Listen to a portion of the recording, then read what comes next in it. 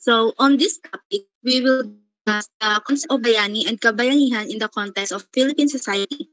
We will elaborate the meaning of nationalism and examine the values highlighted by the various representations of Rizal as a national symbol. So what is Philippine nationalism?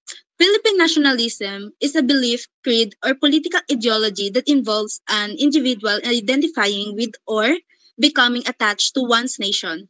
It is referred to as the awakening and support towards political identity associated with modern Philippines, leading to a wide-ranging campaign for social, political, and economic freedom in the Philippines. So, in the rise of Philippine nationalism, we all know that before kasi we experience oppression or like unjust treatment or control. And the struggle for identity and independence. Historical context of this is yung development of Philippine nationalism is influenced by the country's experience with colonialism. Filipinos were motivated by their desire for freedom to unite against their colonizers. And si Jose Rizal is parang yung isang naging key figure behind sa rise of Philippine nationalism. Jose Rizal is ranked by his biographer, both Filipino and foreigners, as one of the greatest intellectual leaders of Asia. Yung intellectual leaders, they are known to think long-term and enjoy big complex systems. They are often known to change and play around with rules, seeking a strategic approach to dealing with things. Which is totoo naman kasi Jose Rizal excelled academically. Nag-study siya sa Manila and then sa Europe, where he was exposed to liberal ideas and witnessed social injustices. Like equality and human rights, reforms in the Catholic Church, education for all, and national identity and Filipino pride. He wrote the Noli Me Tangere and El Filibusterismo and is considered the cornerstone of Philippine nationalism, which nag-expose sa injustices na kinakaharap ng Pilipino, sparking widespread outrage and national consciousness. He also nag-contribute siya to La Solidaridad. It is a newspaper advocating reforms within the Spanish colonial system. Make changes it parang nag-make changes sa something, typically a social, political, or economic institution or practice para mag-improve siya. Most of his writings, both in his essays and editorial, centered on individual rights and freedom, specifically for the Filipino people. So itong nationalism, nagsistick siya to preserve and foster a nation's traditional cultural revivals that have been associated with nationalist movements. It also encourages pride in national achievement and is closely linked to patriotism. So next, we will discuss the factors that led to the development of nationalism. First is the spread of liberalism. There's this liberal ideas sa Europe na yung emphasize siya sa individual rights, freedoms, and limited government, challenging traditional forms of authority. So, etong liberal ideas na to na from Europe, nung yung Spain exposed the Philippines to international trade, which is yung galleon trade na primary trade route between the Philippines and Mexico, which the Manila to Acapulco, because of this, through the interactions with Spanish traders and merchants, there were exposed liberal ideas circulating in Europe. Tas etong meron ditong children of principalias were able to obtain education abroad, thereupon giving them exposure to libertarian ideas. So itong principalya is a local Filipino elite. They had authority over other Filipinos but were lower in rank than Spaniards. They were elite of the society, enjoying the privileges and the influence that set them apart from the general population. It was original hereditary right, passed down through generations, means yung anak ng mga principalians nag-automatically inherited their parents' privileged status. They held important position in the colonial government like Gobernador Sinelio or the town mayor, Tenientes de Justicia or the Lieutenant of Justice, and Cabehas de Barangay or the head of barangay. So they were exempted from paying taxes, significant for financial advantage.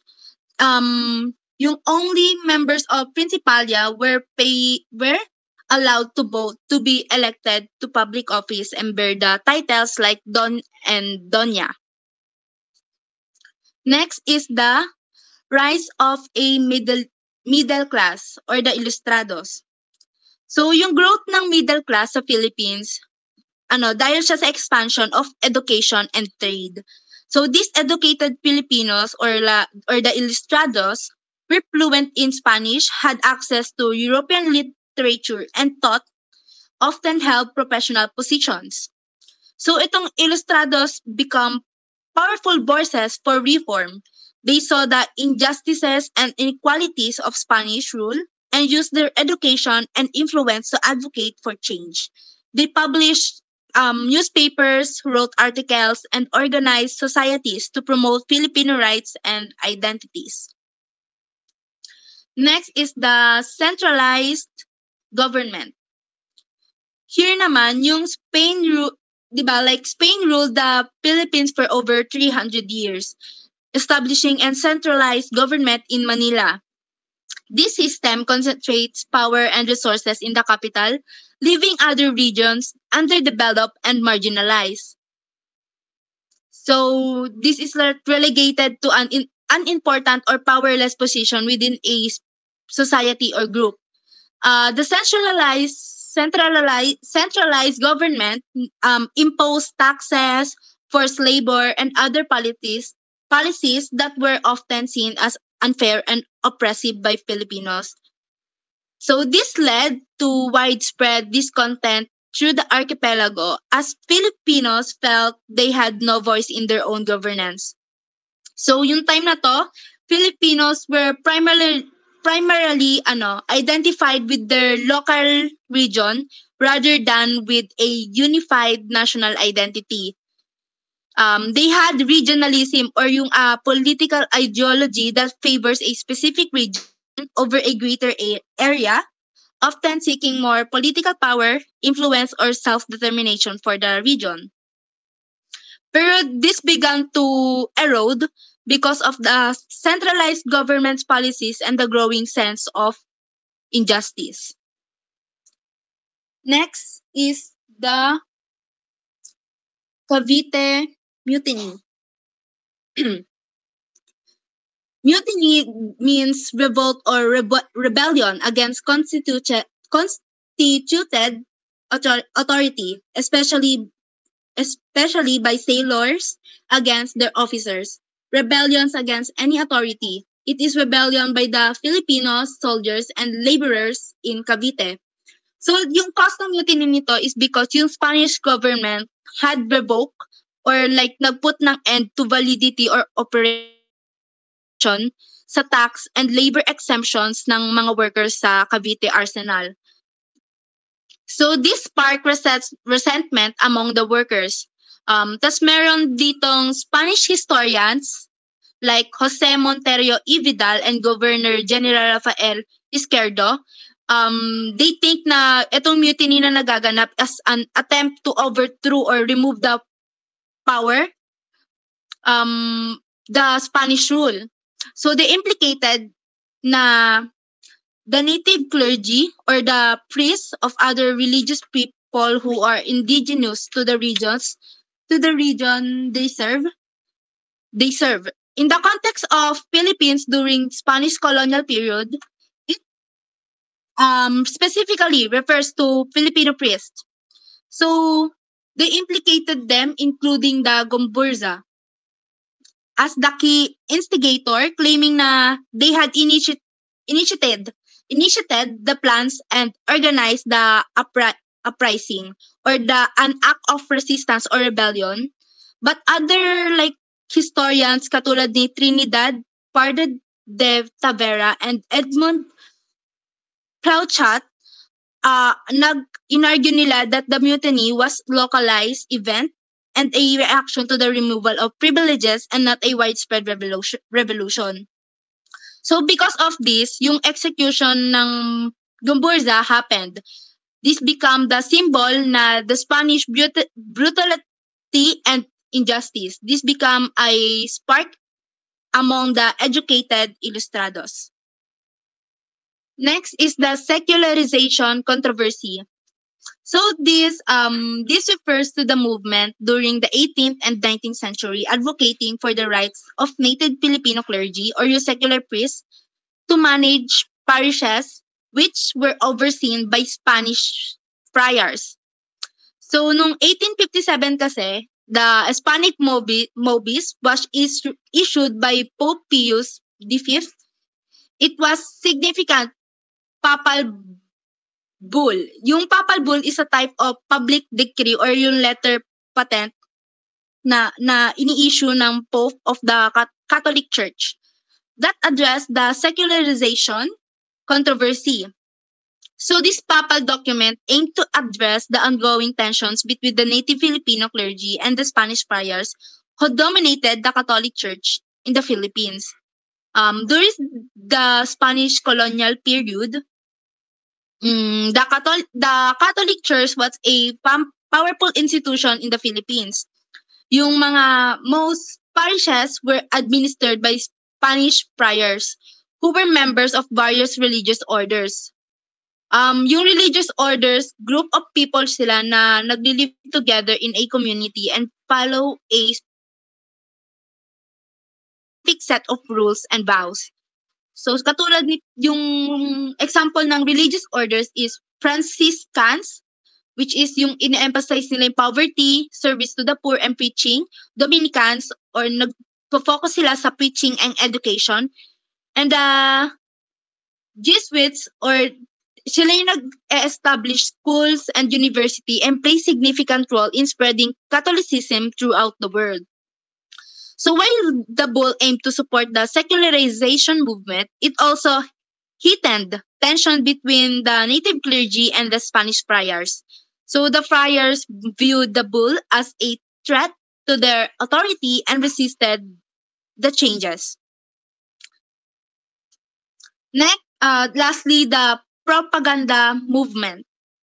It was a reform movement led by Filipino intellectual in late 19th century. It aimed to achieve reforms within the Spanish colonial government in the Philippines through peaceful means, primarily through education, writing, and advocacy. So the propagandists used various methods to spread their message. Nag-publish sila ng newspaper like La Solidaridad, which served as a platform for their ideas and critics of Spanish rule. Tas yung notable figures like Jose Rizal, nag-wrote siya ng novel like No Limit Tangere and El Filibusterismo, which exposed the injustices of Spanish colonialism and sparked national consciousness among Filipino. So this movement emphasized the importance of education for Filipino, believing it was crucial for progress and reform. Next. So, good day everyone. I am Benito M. De Ramon Jr. And now let's proceed to how to show nationalism. Pero bago po yan, next po. Ano nga ba ang nationalism? The term nationalism originates from the word nation, which is derived from the Latin word natio, meaning birth or origin. Nationalism is a political, social, and cultural ideology promoting shared national identity, pride, and loyalty. It can unite people through shared language, culture, history, or values. So, ang nasyonalismo daw po ay isang ideolohiya at damdamin ng pagmamahal, pagpapahalaga at pagkakaisa sa isang bansa. Layunin nitong ipakita ang kahalagaan ng sariling kultura, wika, tradisyon at kasaysayan. Sa nasyonalismo po, pinapahalaga ng pagkakaisa ng mga mamamayan upang makamit ang kaunlaran ng bayan. Sa Pilipinas, naging mahalaga ang nasyonalismo sa panahon ng kolonyalismo, lalo na sa mga kilusan para sa kalayaan laban sa mga dayuhang mananakop. Isa sa mga kilalang tagapagpataguyod ng nasyonalismo ay si Dr. Jose Rizal, na ginamit ang kanyang mga akda upang gisingin ang damdaming makabayan ng Pilipino. So next, how to show nationalism. First, study the history of your own country, know how and where your ancestor came from. Know the hardship of your country has experienced and the great action done by them to solve their problems. This would help you know where your ancestor came from and how your country came to be. So, sinasabi dito na alamin natin at dapat nating pag-aralan ang pinagmulan ng ating mga ninuno at mga pinagdaanan ng ating bansa. Makakatulong ito upang maunawaan natin ang pinagmulan ng ating bansa at ang mga ginawa ng ating mga bayani para sa ikakabuti nito. So, ang example po nito is yung sa school natin, may mga subject tayo na nagtuturo about sa Philippine history tulad ng reading Philippine history at saka itong life and works of Rizal.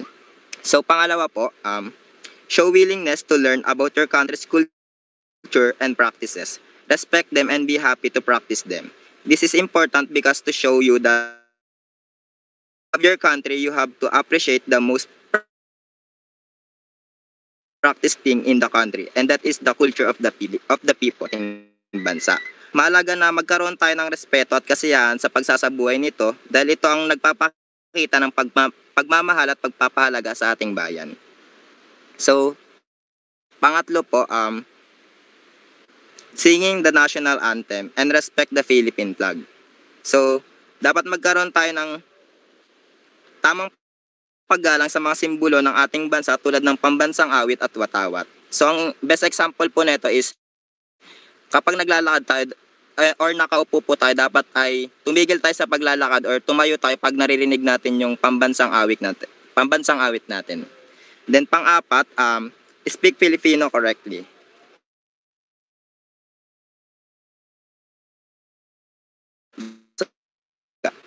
Pang-lima ay buy our Philippine-made product.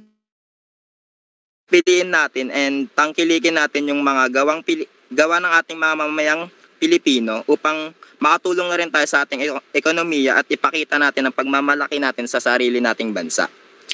Then lastly, be a proactive citizen. Dapat ay bilang mamamayan, makilahok tayo at tumulong sa mga gawain para sa ikakaunlad ng ating bansa, tulad ng pagiging responsable at mapagmalasakit sa kapwa. Then next, the concept of bayani and kabayanihan. The word bayani comes from the Tagalog root word bayan, which means nation or town or community. So, paano nga ba masabing ikaw ay isang bayani? Ang bayani po ay isang taong matapang at marangal na nakikipaglaban at nagtutulungan para sa isang layunin na makakabuti sa kanyang bayan o bansa, handang mag-alay ng buhay kung kinakailangan. Ang makabagong bayani ay maaaring isang tao na nagsasakripisyo kahit sa maliit na bagay para sa kapakanan ng iba. So sa kasalukuyan po, ang tinuturing na bayani po is si Efrem Peña Florida. Efrem Peña Florida grew up in the urban slum in Cavite City, facing poverty and bullying. Despite these challenges, he pursued his education and dedicated his life to helping others. Peña Florida is a Filipino educator and social worker who gained international recognition as the 2009 CNN Hero of the Year. He is best known for his innovative pushcart classroom, which bring education to children in unconventional locations like cemeteries and trash dumps. Through his organization, Dynamic Teen Company, he has positively impacted the lives of thousands of children by providing them with access to education and teaching values, hygiene, and literacy. So next, ayon naman kay historian Esteban de Ocampo, ang bayani daw po ay isang kilalang tao na nagtagumpay sa kanyang kahangahangang ginawa or mahalagang pangyayari o aksyon nito. Binibigyang pagkilala matapos ang kamatayan dahil sa kanyang ginawa para sa bayan. So sinasabi niya rin na ang kabayanihan daw po at heroism ay halos pareho pero meron daw itong magkaibang kahulugan. Ang kabayanihan daw ay isang pagsaalang-alang sa kapakanan ng iba kahit ito'y may kasamang panganib. Ang salitang heroism naman ay nagmula sa Greek na heros na tumutukoy sa isang demigod na nagpapakita ng matinding tapang at kagitingan. So, ang bayani daw po ito yung tao and ang kabayanihan naman ay ang kanyang makabayang ginawa. Then next po,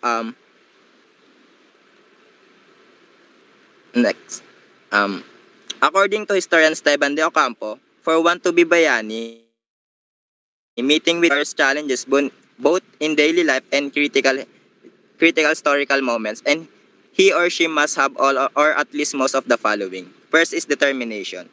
So, determination po, dapat magkaroon tayo ng matibay na paninindigan para maabot natin yung goal natin or yung layunin natin. So, pangalawa, perseverance. Dapat ay matuto pa rin tayong magtiyaga kahit na may kinakaharap tayong pagsubok sa buhay. So, pangatlo naman is courage.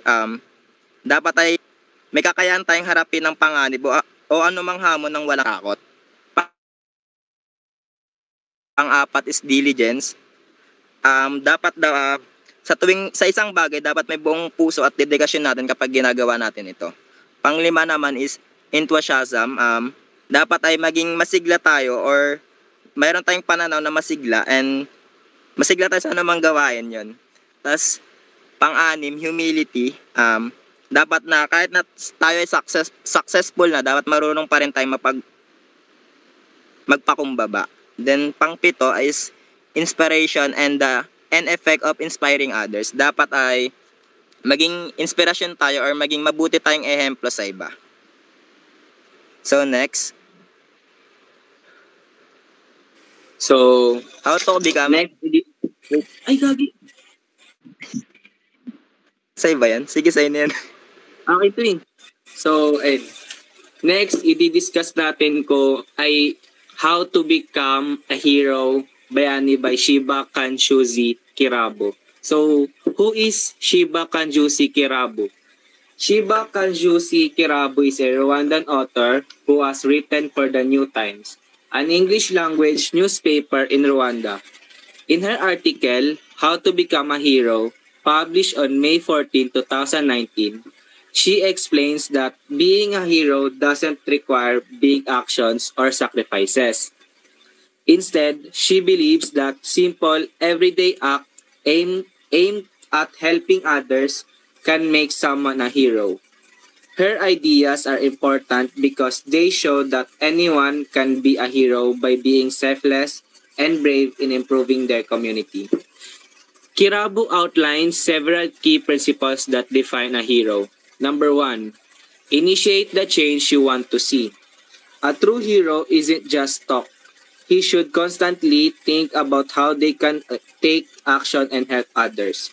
Sa konteksto ni Rizal, nung nakita niya na may mga injustices and abuses na nangyayari, hindi siya nanahimik. Instead, ginamit niya ang katalinuhan niya at pagiging edukado para labanan ang mga Kastila. So, number 2, put others before yourself. When you are making decisions at work or at home, take some time to think how your actions will affect someone else. Sa konteksto ni Rizal, instead na mamuhay na lang ng mapayapa sa ibang bansa, mas pinili ni Rizal na dedicate ang kanyang sarili sa mga Pilipino kahit na alam niyang buhay niya ang kapalit. Number 3, be ready to act when others are passive. A hero will be willing to take action and confront injustice straight on. Nung kapanahunan ni Rizal, maraming mga tao ang takot lumaban sa mga Kastila. So, si Rizal ay di siya natakot. Instead, lumaban siya gamit ng kanyang katalinuhan, yun nga, sa pagsusulat. Number 4, perform random acts of kindness. Heroism is not just about big sacrifices. It also includes small acts of kindness that impact others. Sa konteksto ni Rizal, aside from being a writer, and patriot, Rizal was also a doctor who provided free education and free medical treatment sa mga mahirap.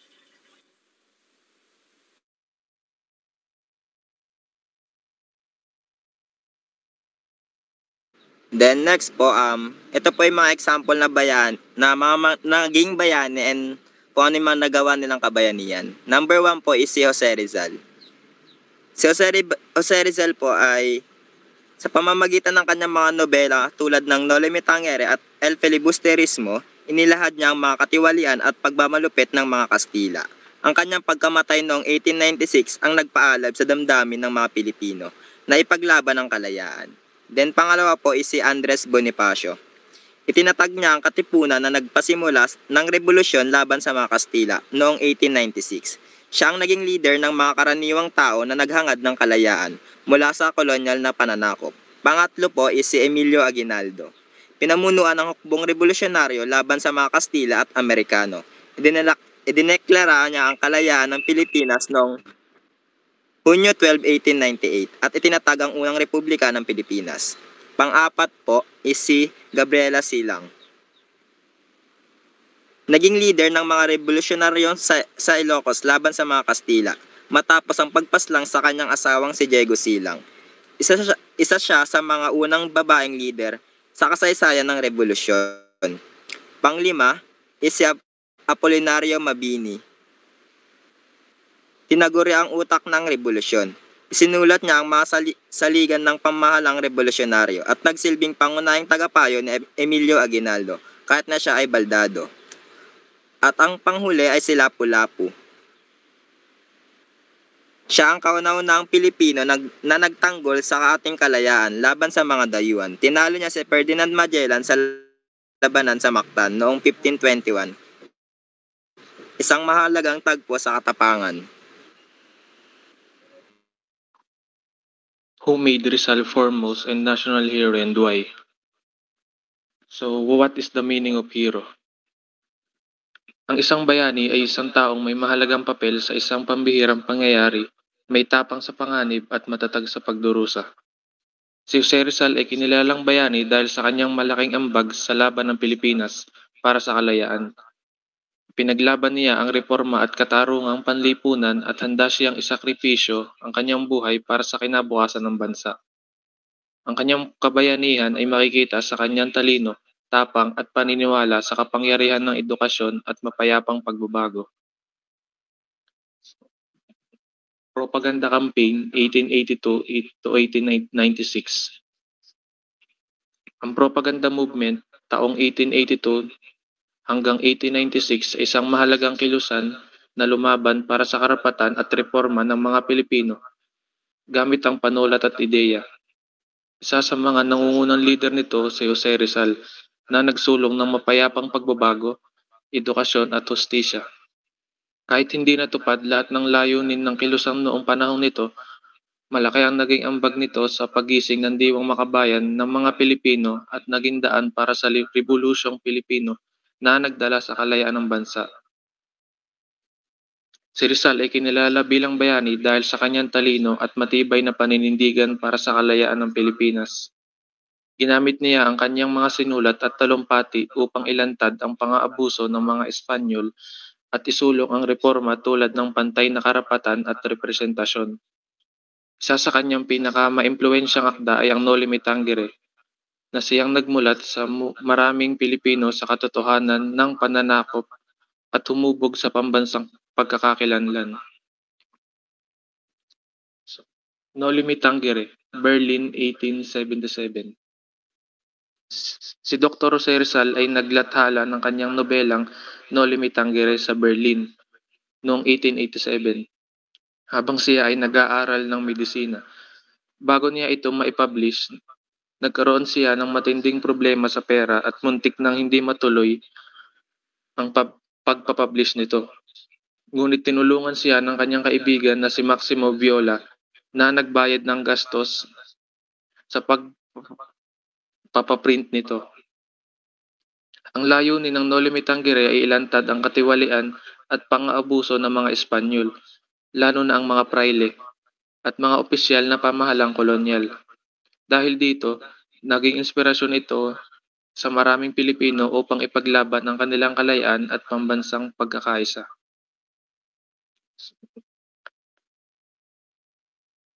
The most admirable of Rizal.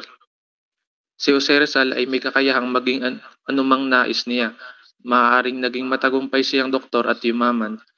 Pero sa halip na mamuhay ng marangya, pinili niyang ilalay ang sarili sa bayan.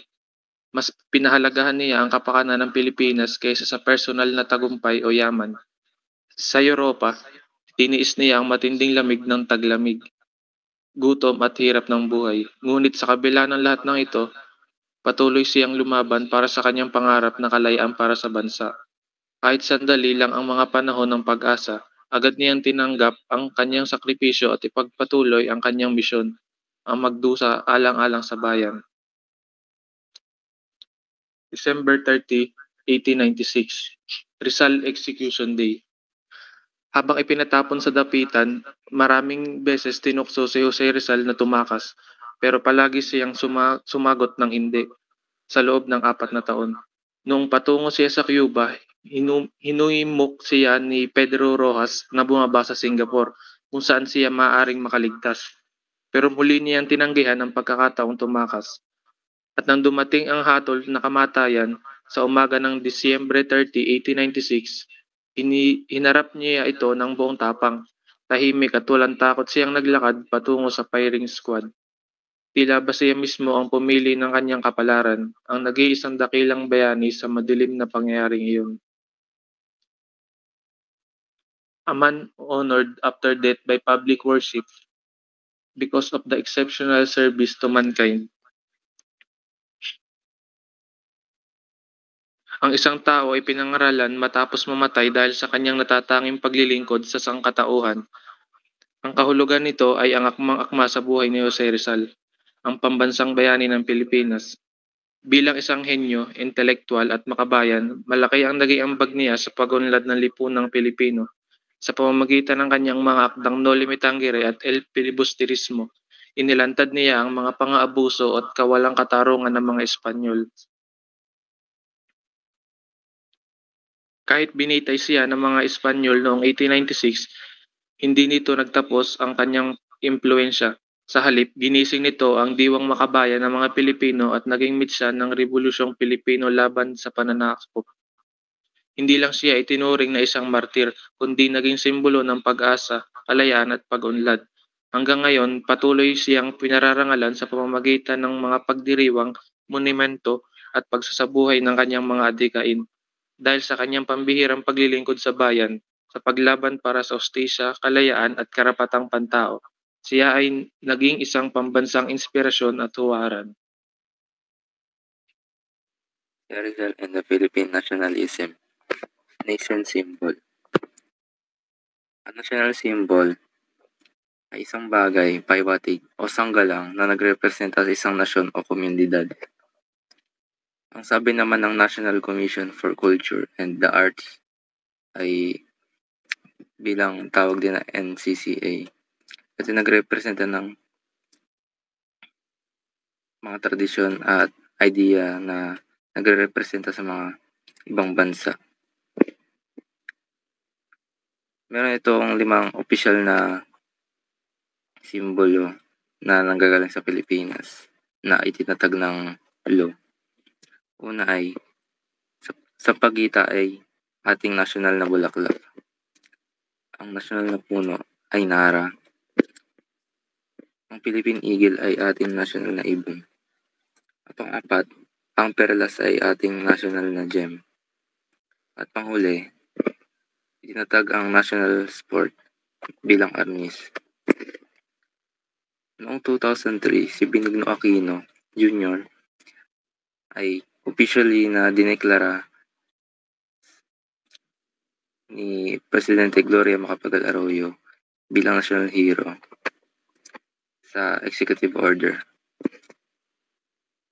At sa mga national symbols na nakalista, si Jose Rizal ay itinatag na natatanging historical na Pilipino na nakilala as ating national na hero.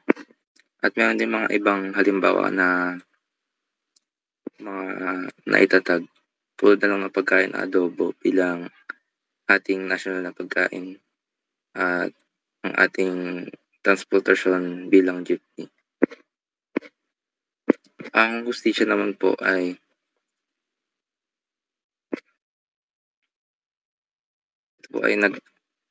nagpapakilala sa atin ng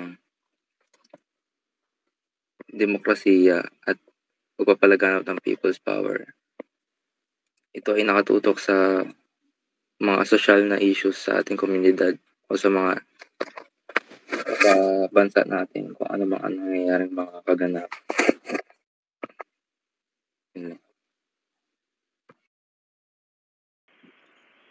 So, ang ibig sabihin nito, in order for the symbol to be officially recognized, dapat daw ay it must go through Congress passing a law or President signing a declaration.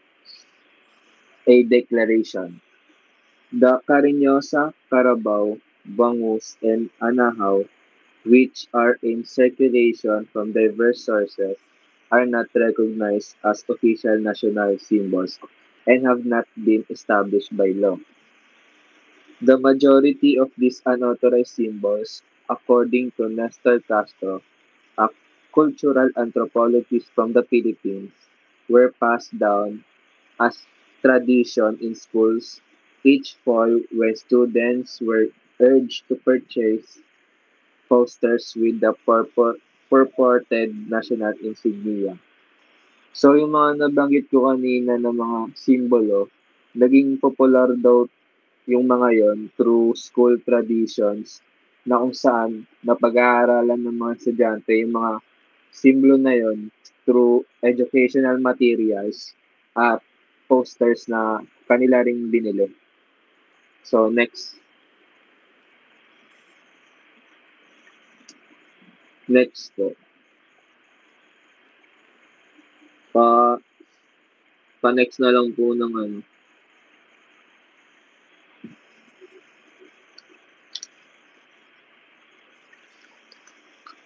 Although official national symbols are established by law, Castro and Teodoro Atienza, Section Chief of the National Historical Commission of the Philippines, NHCP, believe that public should consulted before a national symbol is established. So, ibig sabihin nito, pinapaniwalaan ni Nestor Castro at Teodoro Atienza na mahalaga ang opinion ng publiko.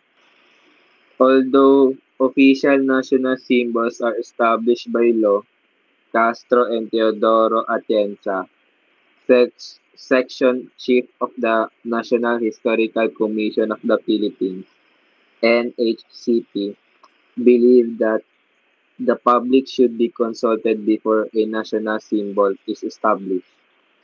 Ibig sabihin, pinaniniwalaan ni